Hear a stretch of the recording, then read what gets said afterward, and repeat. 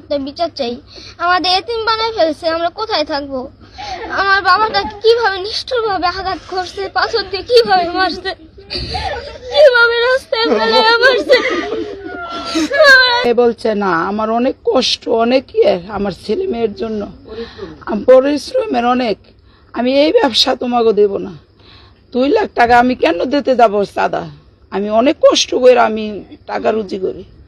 তারা বলছে না, তোর চাঁদা দিতে হবে।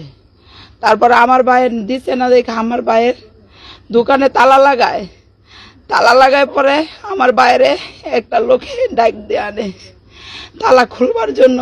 তখন আমার বাইরে তালা খোলার পরে আমার বাইরে এখান থেকে মারতে মারতে মিটপুর 3 নম্বর ঘেটে নেয়। বড় বোন তিনি বাদী হয়ে একটা মামলা করে, যে মামলাটা যখন লেখানোর পরে ওনারা ঠিকঠাক মতোই লেখার পরে 17, 18, 19 এই 3 নাম্বার আসামি ঠিক ছিল, এবং সেটা আমাকে ওইখানের ওসি মনিরুজ্জামান মনির উনি আমাকে বলে কি তুমি এটা পড়ো।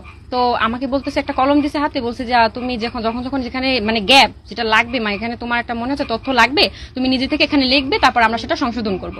তো আমি ওটা কি করছি, আমি একটু এখানে চালাকি করছি যে আমি ওই কপিটারে আমার এই ফোনে ক্যাপচার করছি।